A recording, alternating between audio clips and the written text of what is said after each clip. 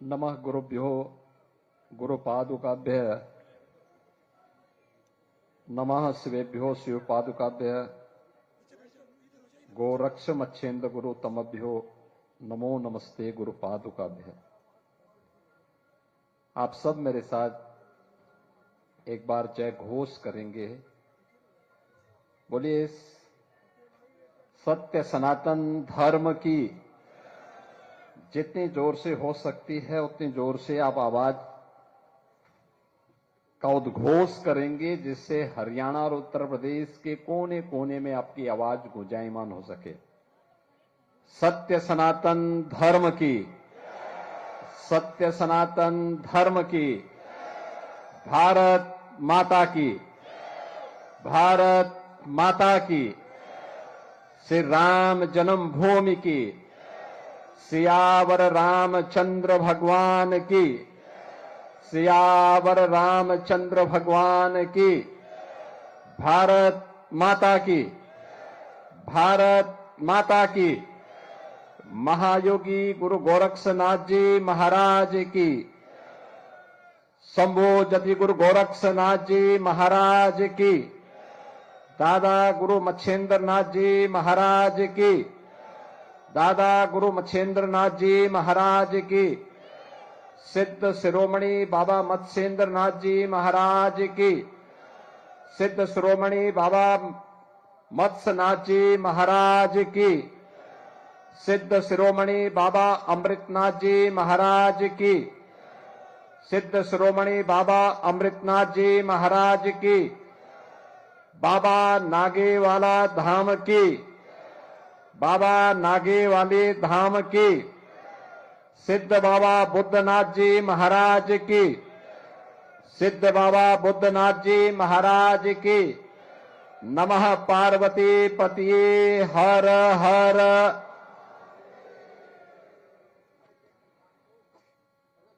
आज के इस मूर्ति प्राण प्रतिष्ठा समारोह एवं 8 मान भंडारा के इस कार्यक्रम में, इस पूरे कार्यक्रम के आयोजन के संरक्षक लोकप्रिय विधायक पूर्व सांसद बाबा मस्तनाथ धाम अस्तल बोहर के श्री महंत योगी बालकनाथ जी महाराज, इस पूरे कार्यक्रम के संयोजक और आयोजक बाबा नागेवाले धाम के श्री महंत बाल योगी मसान नाथ जी महाराज,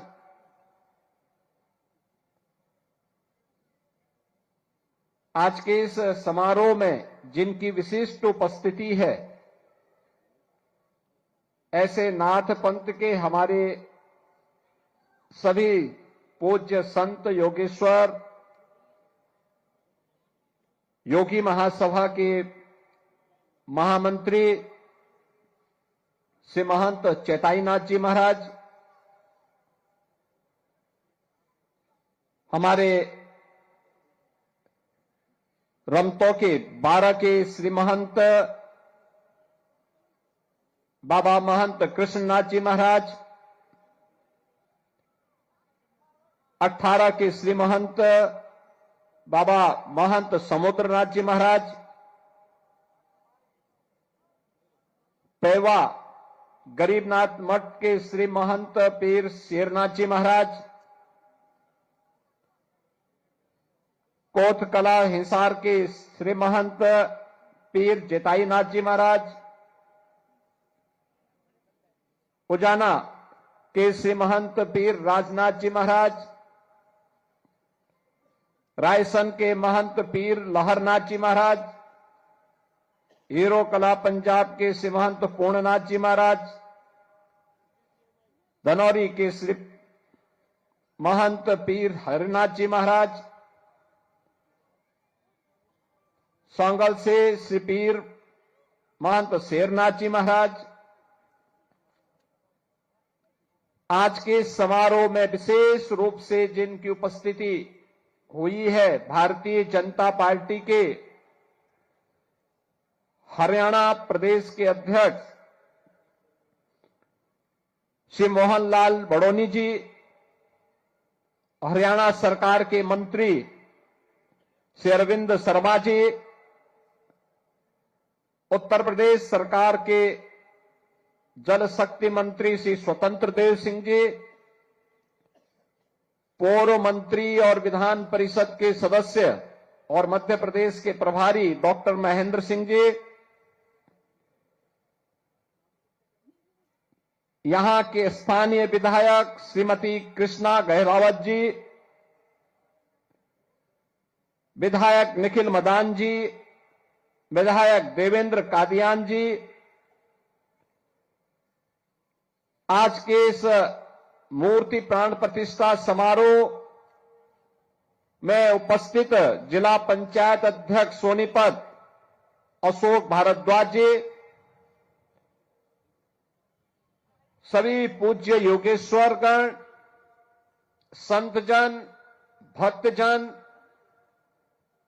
और भारी संख्या में सिद्ध योगी बाबा बुद्धनाथ जी महाराज, सिद्ध योगी बाबा कृष्णनाथ जी महाराज, सिद्ध बाबा वीरनाथ जी महाराज, सिद्ध योगी बाबा बृहस्पतिनाथ जी महाराज, सिद्ध बाबा योगी स्वरूपनाथ जी महाराज, सिद्ध बाबा योगी मुन्नानाथ जी महाराज, सिद्ध योगी बाबा सुनहरा नाथ जी महाराज के प्रति श्रद्धा का भाव रखने वाले सभी उपस्थित श्रद्धालु बहनों और भाइयों, मैं सबसे पहले नाथ संप्रदाय की ओर से आयोजित इस मूर्ति प्राण प्रतिष्ठा समारोह के इस भव्य आयोजन के लिए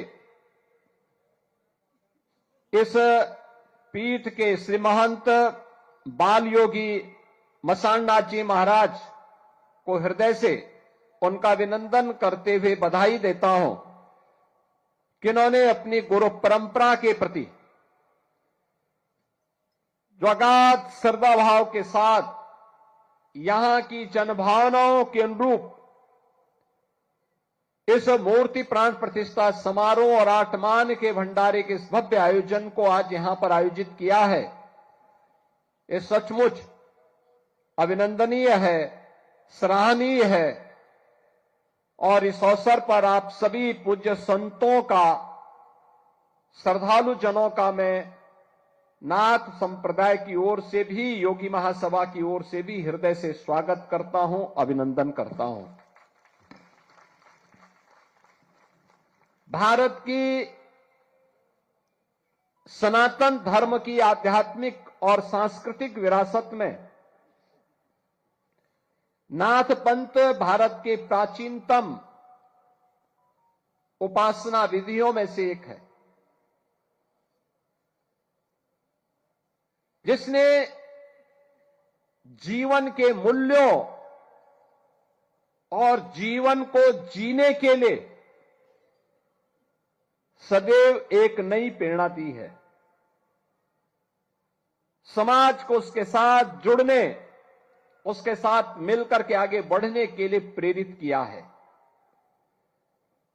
और यही कारण है बृहत्तर भारत में आप जहां कहीं भी जाएंगे, नाथ सिद्धों, योगियों की एक लंबी श्रृंखला, उनके मठ, उनके मंदिर, उनका धूना, उनके खो, इनके माध्यम से आपको एक लंबी श्रृंखला देखने को मिलेगी। उत्तर से दक्षिण, पूरब से पश्चिम, सर्वत्र फैले हुए धर्मस्थल सनातन धर्म के प्रति, उनके मूल्यों और आदर्शों के प्रति, नाथ पंथ की परंपरा की प्रतिबद्धता को भी प्रस्तुत करते हैं। बहनों और भाइयों, आज देश प्रधानमंत्री मोदी जी के नेतृत्व में एक भारत श्रेष्ठ भारत को अपनी आंखों से, भौतिक चक्षुओं से देख रहा है। भारत तेजी के साथ दुनिया में आगे बढ़ रहा है और ये हमारा सौभाग्य है कि 1000 वर्षों के अंदर दर्जनों पीढ़ियां चली गई। एक हसरत थी कि हम भारत को परम वैभव तक, भारत को श्रेष्ठ भारत के रूप में स्थापित करते हुए देख सके। 1000 वर्षों के अंदर वह 1000 वर्ष विदेशी आक्रांताओं का सामना करते हुए, गुलामी की जंजीरों को तोड़ते हुए व्यतीत हो गए। एक कालखंड ऐसा भी आया था जब लोगों ने मान लिया था कि गुलामी हमारी नियति बन चुकी है, अब हम इससे मुक्त नहीं हो पाएंगे। लेकिन भारत की चेतना, सुप्त चेतना ने अंगड़ाई ली। भारत फिर उठ खड़ा हुआ। आज स्वतंत्र भारत में आजादी के अमृत काल के दौरान भारत ने प्रधानमंत्री मोदी जी के नेतृत्व में जिस लड़ाई को आगे बढ़ाया है, जिस अभियान को आगे बढ़ाया है, हम सब भारतवासियों का दायित्व बनता है। किसी अभियान में भारत का भी और सनातन धर्म का भी कल्याण है। याद रखना, ये दोनों एक दूसरे के पूरक हैं। भारत का हित होगा तो सनातन धर्म का हित होगा, और सनातन धर्म का हित होगा तो भारत का हित होगा। दोनों अलग अलग करके नहीं देखे जा सकते। सनातन धर्म मजबूत होगा तो विश्व मानवता के कल्याण का मार्ग मजबूत होगा। सनातन धर्म की मजबूती के लिए भारत की मजबूती आवश्यक है, और भारत की मजबूती के लिए आवश्यक है कि उस भाव और भंगिमा के साथ कार्य करने वाले लोग मिले। ऐसे लोगों के हाथों में, धार्मिक हो या आध्यात्मिक हो या फिर राजनीतिक नेतृत्व, ऐसे हाथों में ही होने चाहिए जो देश को एक नई दिशा दे सके, देश को आगे बढ़ा सके, भारत को विकास की उन बुलंदियों की ओर पहुंचा सके जहां पर भारत आज से 1500 वर्ष पहले, 2000 वर्ष पहले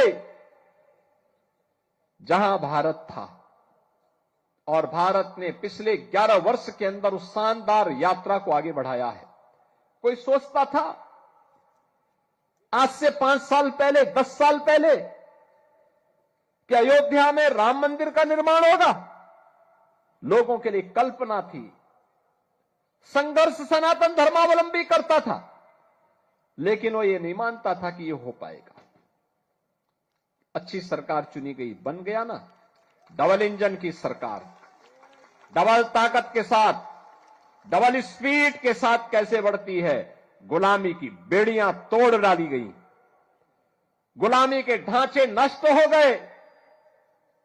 अयोध्या में रामलला का भव्य मंदिर का निर्माण हो गया और सनातन धर्म की ध्वजा पताका उसके ऊपर फहरा रही है। यह है भारत का वैभव जो प्रत्यक्ष दिखता है। कोई सोचता था काशी में, काशी विश्वनाथ धाम, आज से 10 साल पहले कोई जाता था, 10 श्रद्धालु एक साथ आने में कठिनाई होती थी, 50 लोग नहीं जा सकते थे। आज काशी विश्वनाथ धाम में 50,000 श्रद्धालु एक साथ जा सकता है, दर्शन कर सकता है। इस समय 1.5 से लेकर 2 लाख श्रद्धालु प्रतिदिन वहां दर्शन कर रहा है। अयोध्या में 1.5 से 2 लाख श्रद्धालु प्रतिदिन दर्शन कर रहा है। कोई भय नहीं, कहीं कंजेशन नहीं, कहीं पर अफरा तफरी नहीं। और प्रयागराज में समरसता का क्या अद्भुत नजारा है। मौनी अमावस्या में 4.5 करोड़ श्रद्धालुओं ने संगम में स्नान किया। 4.5 करोड़। दुनिया के कई देशों की आबादी 4.5 करोड़ नहीं है। जहां हमारे यहां एक दिन में लोग संगम में, त्रिवेणी में आस्था की डुबकी लगा रहे हैं। ये भारत में ही हो सकता है। ये संतों का प्रताप है, इनकी साधना का प्रतिफल है, राजनीतिक नेतृत्व के द्वारा दिया गया मार्गदर्शन है और आने वाले हर श्रद्धालु को सुविधाजनक तरीके से उसकी आस्था का सम्मान करते हुए अपने कार्यक्रम को आगे बढ़ाया जा रहा है। पिछला एक सहस्त्राब्दी यानी 8वीं सदी से लेकर के 19वीं सदी तक भारत ने गुलामी की बेड़ियों को और विदेशी आक्रांताओं को झेला है। अब अगला 1000 वर्ष ये भारत का वर्ष है, सनातन धर्म को परम वैभव तक ले जाने का वर्ष है और इसी के लिए हम सबको अब कार्य करना है, मिलकर के कार्य करना। 1000 वर्ष तक दुनिया के अंदर केवल और केवल भारत का डंका होना चाहिए, भारत का सनातन धर्म का डंका बचना चाहिए। इसके लिए हम सबको कार्य करना होगा और इसी का आह्वान करने के लिए आज मैं भी आया हूं इस भंडारा कार्यक्रम में। इसीलिए मैं भी आया हूं। यह काम केवल राजनीतिक नेतृत्व का मात्र नहीं है, समाज का भी है। प्रधानमंत्री जी जब कहते हैं ना विकसित भारत बनाने के लिए, विकसित भारत बनेगा तब जब हरियाणा विकसित होगा, मुरथल विकसित होगा। आपने देखा होगा ना यहां पे इस नागे वाले धाम में, बाबा नागे वाले धाम में, मुरथल में लोग यहां पर प्रेरणा से कोई नॉन वेज इस्तेमाल नहीं करता। कितनी बड़ी बात है। एक संत ने प्रेरणा दी और उस प्रेरणा का परिणाम क्या है? उनका आशीर्वाद यहां बरसता है। ये धाम बन गया, वीरान जगह आज धाम बन गया। क्या आध्यात्मिक ऊर्जा है। आप सबकी उपस्थिति उस आध्यात्मिक ऊर्जा के तेज को और आगे बढ़ाता है। अगर यह निर्णय मुरथल ले सकता है तो यह निर्णय नहीं ले सकते कि हम इस क्षेत्र में नशा भी नहीं होने देंगे। नशा, युवा पीढ़ी को नशा से बचाएंगे। याद करना, नशा नाश का कारण है। नशा नाश का कारण है। देश का दुश्मन जब देश के खिलाफ कोई षड्यंत्र नहीं कर पा रहा है, कोई षड्यंत्र का मतलब अब उसे मालूम है कि सेना के बल पर वो भारत को नहीं दबा सकता, क्योंकि भारत के अंदर एक मजबूत सरकार है मोदी जी के नेतृत्व में। अगर किसी दुश्मन ने दुस्साहस किया तो उसमें मिट्टी में मिलाने की सामर्थ्य आज भारत के अंदर है, भारत के बहादुर जवानों के अंदर है। भारत की सेना, भारत के अर्धसैनिक बल के जवान, भारत के पुलिस के जवान उस दुश्मन को ऐसा मिट्टी में मिलाते हैं कि कहीं उसको कब्र लगाने के लिए जगह भी नहीं मिल पाती है। इसलिए वह सामने नहीं लड़ना चाहता है, चोरी छुपे वह भारत की नौजवान पीढ़ी को खराब करना चाहता है। कहते भी है ना, किसी देश के भविष्य को देखना तो वहां के युवाओं को देख लो, उनके विजन को देख लो, उनके हौसलों को देख लो। युवा अगर उत्साही है, युवा के मन में देश और समाज के प्रति कुछ कर गुजरने की तमन्ना है, तो उस देश का भविष्य उज्जवल है। जहां पे युवा शक्ति हताश हो, निराश हो, नशे की चपेट में हो, उसका कोई भविष्य नहीं हो सकता, कोई भविष्य नहीं हो सकता। याद करना, कोई अधिकार नहीं है हम लोगों को अपने युवाओं के भविष्य के साथ खिलवाड़ करने का किसी को नहीं है, किसी को नहीं होना चाहिए। और इसीलिए मैं आप सबसे कहूंगा, एक अभियान चलना चाहिए नशे के खिलाफ, उन कुरीतियों के खिलाफ जो समाज को अंदर अंदर खोखला बना रहा है, उन कुरीतियों के खिलाफ जो समाज को चौराहे पर खड़ा करके हताशा और निराशा की गहरी खाई की ओर धकेल रहा है। जीवन हताशा और निराशा का नाम नहीं है, जीवन तो उत्साह और उमंग का नाम है, श्रद्धा और समर्पण का नाम है, आगे बढ़ने के लिए एक नई प्रेरणा का नाम है, अपनी विरासत पर गौरव की अनुभूति करते हुए नित नवीन नवाचार के साथ नए प्रयोग करते हुए आगे बढ़ने का नाम ही जीवन है। याद करिए, धर्म केवल उपासना विधि नहीं है। उपासना विधि व्यक्ति की स्वयं की उपासना हो सकती है, उसको थोपा नहीं जाता है, लेकिन धर्म का जो व्यापक स्वरूप है वह बृहद है, यतो अभ्युदय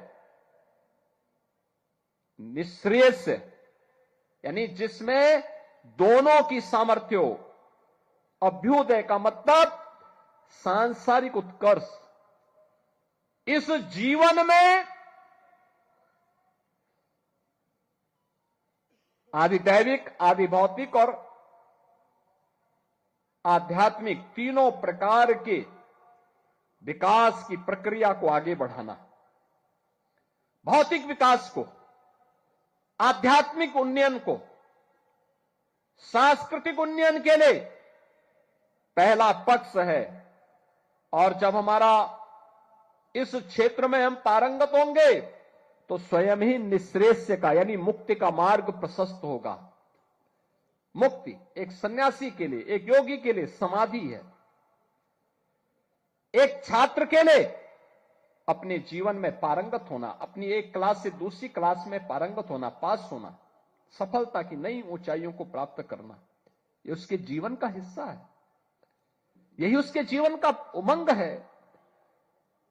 एक क्लास से पास हुआ, दूसरी क्लास में गया, उसके पहली क्लास से मुक्ति मिली, अगली क्लास में नए जीवन की शुरुआत उसने प्रारंभ की।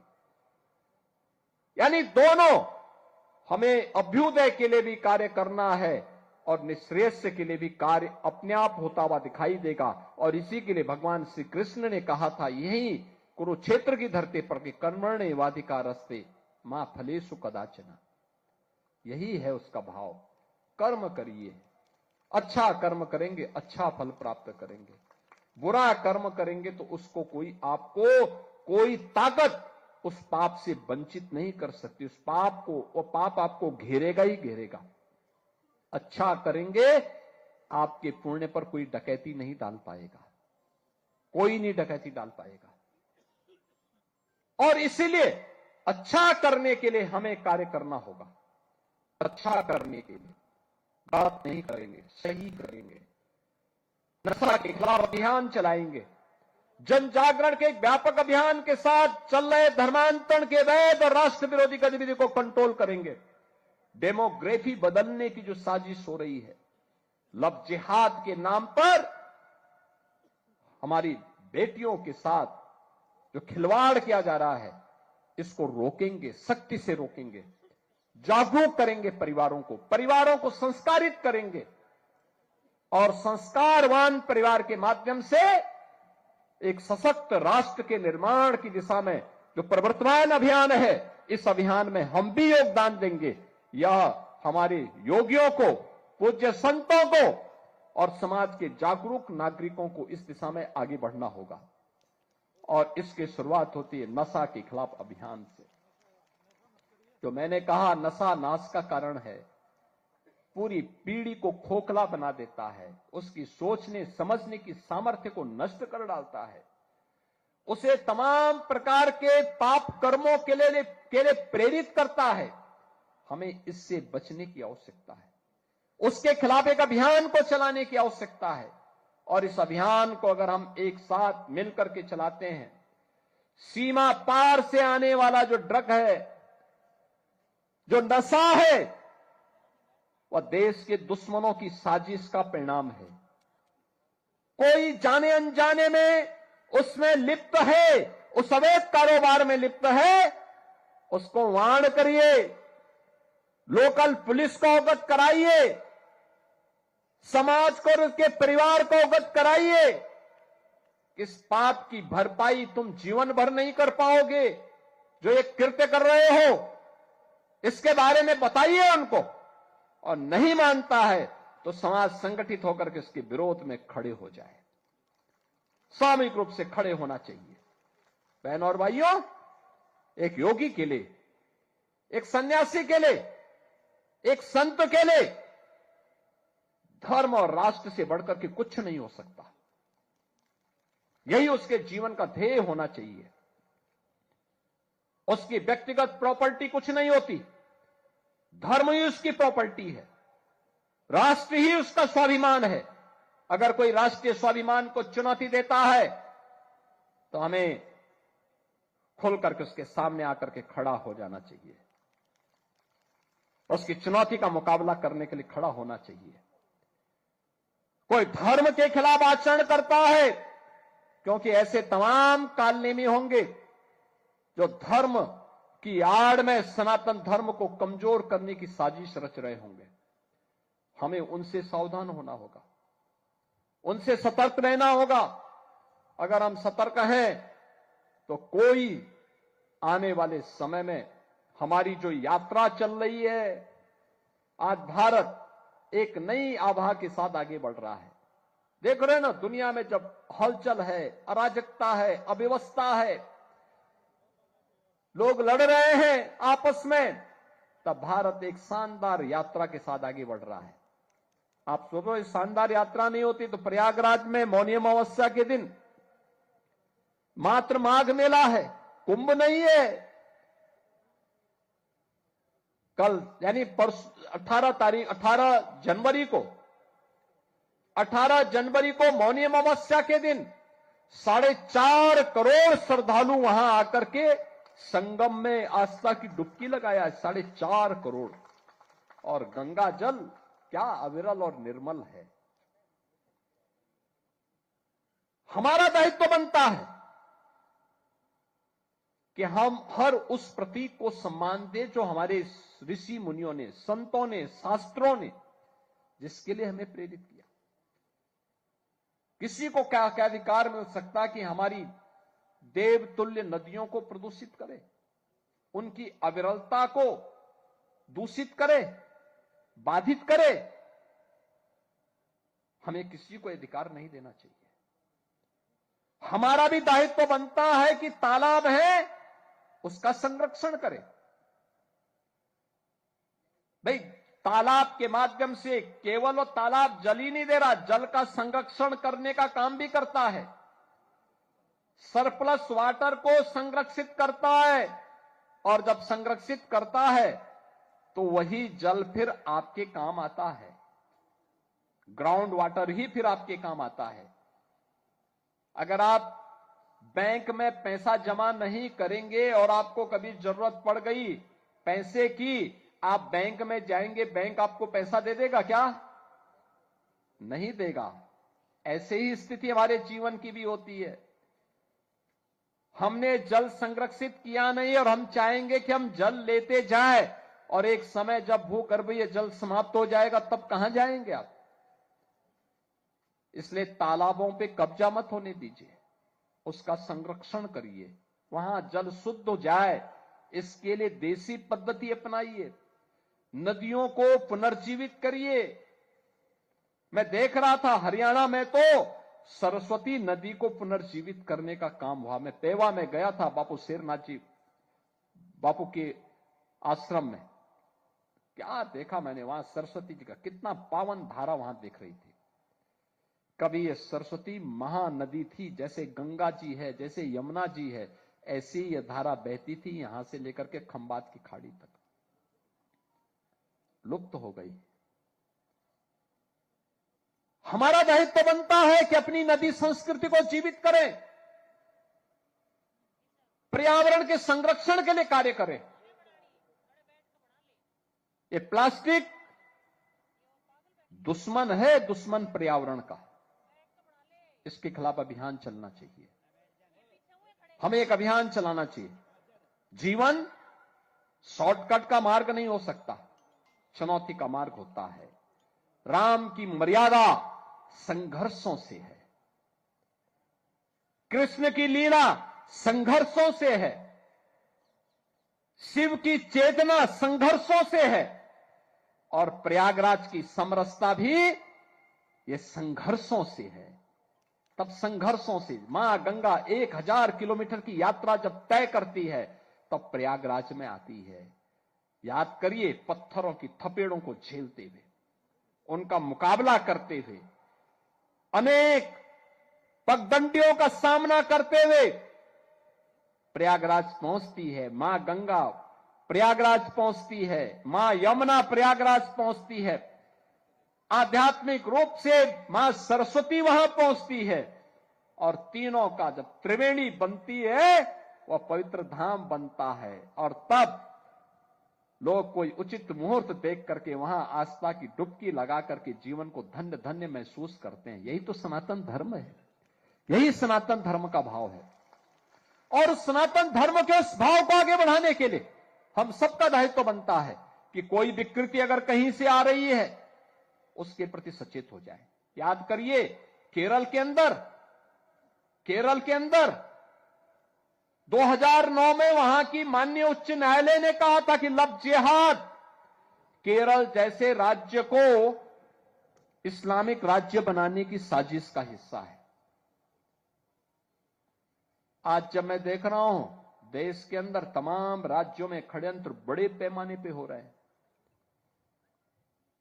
हमारे संयुक्त परिवारों की परंपरा पहले परिवार को संस्कारित करके आगे बढ़ने के लिए प्रेरित करती थी।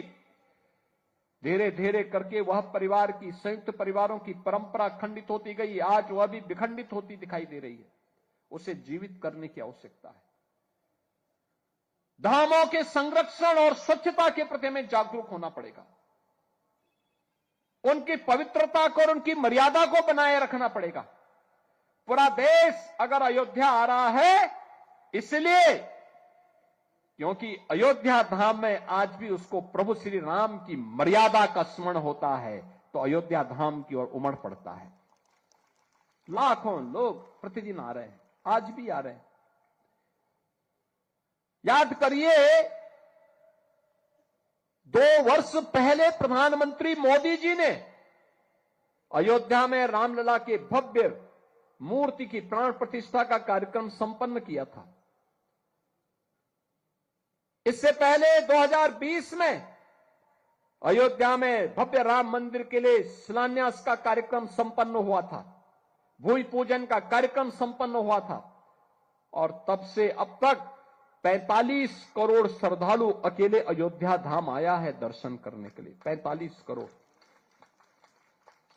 याद करना, कमी श्रद्धालु में नहीं है, कमियां हम लोगों में है जो उनको अपने इस आध्यात्मिक और सांस्कृतिक चेतना के साथ जोड़ नहीं पा रहे हैं। अन्यथा जहां भी सुविधा मिली, जहां उसे लगा कि हां यहां पे कुछ नयापन है देश के लिए, समाज के लिए, सनातन धर्म के लिए, वहां पर वह श्रद्धालु आकर्षित होकर के जा रहा है। काशी में काशी विश्वनाथ धाम हो, अयोध्या में अयोध्या धाम हो, प्रयागराज हो या ब्रजभूमि हो, हर ओर श्रद्धालु जनों के मन में आस्था का भाव। और हमारा दायित्व बनता है हर मंदिर को एक धाम के रूप में स्थापित करें। और यहां पर जो काम महंत मसाणनाथ जी महाराज ने यहां पर बाबा नागे वाले धाम में, मुरथल में जिस प्रकार का कार्य करके दिखाया है, यह अद्भुत है। और कितनी भव्य प्रतिमाओं को उन्होंने यहां पे रखा है। यह हजारों की संख्या में संतों की उपस्थिति,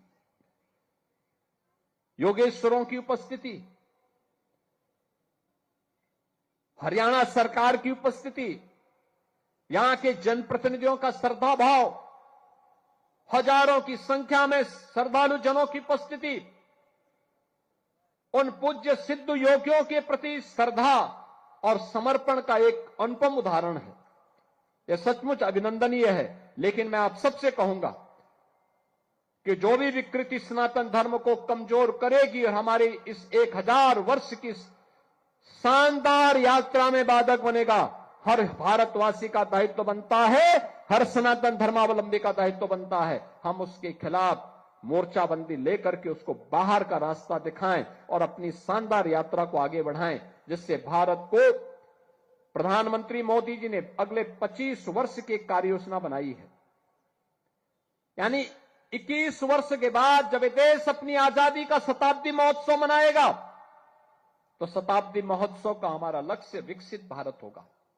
विकसित भारत आर्थिक रूप से तो दुनिया की एक ताकत रहेगी ही रहेगी, लेकिन विकसित भारत के साथ ही याद करना हमें आध्यात्मिक रूप से भी, सांस्कृतिक रूप से भी, धार्मिक रूप से भी और समाज जीवन के प्रत्येक पक्षों को ध्यान में रख करके हमें उस विकसित भारत की परिकल्पना को एक भारत श्रेष्ठ भारत के रूप में आगे बढ़ाने की इस अभियान का हिस्सा बनना पड़ेगा और ये सभी लोगों की सामूहिक जिम्मेदारी का हिस्सा होगा।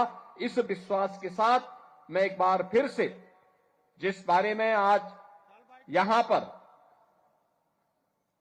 योगी महासभा के उपाध्यक्ष बाबा बस्तनाथ पीठ रोहतक के श्री महंत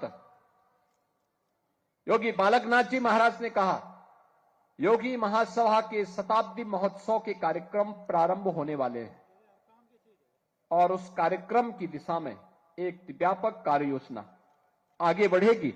इस विश्वास के साथ हम सब हर नाथ योगी को, हर सनातन धर्मावलंबी को, हर खड़ दर्शन संप्रदाय से जुड़े हुए हर योगेश्वरों, संतों, धर्माचार्यों का सहयोग लेके हम सबको आगे बढ़ने की तैयारी करनी चाहिए और राष्ट्र चेतना के उद्गम के रूप में हम सबको अपने आप को प्रस्तुत करना चाहिए। इस विश्वास के साथ मैं आज के इस अवसर पर यहां पर मूर्ति प्राण प्रतिष्ठा कार्यक्रम और आत्मान भंडार कार्यक्रम के अवसर पर आप सभी का हृदय से अभिनंदन करता हूं।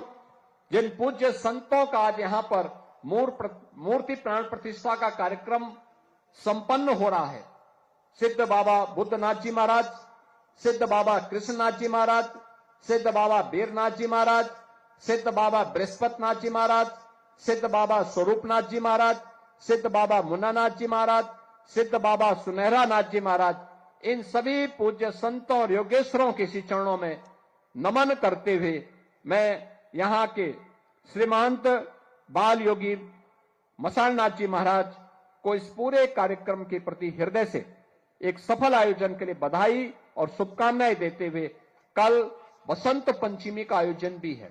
आप सभी को, सभी हरियाणा वासियों को, उत्तर प्रदेश वासियों को बसंत पंचमी की भी मंगल में शुभकामनाएं देता हूं। अपनी वाणी को देता हूं विराम।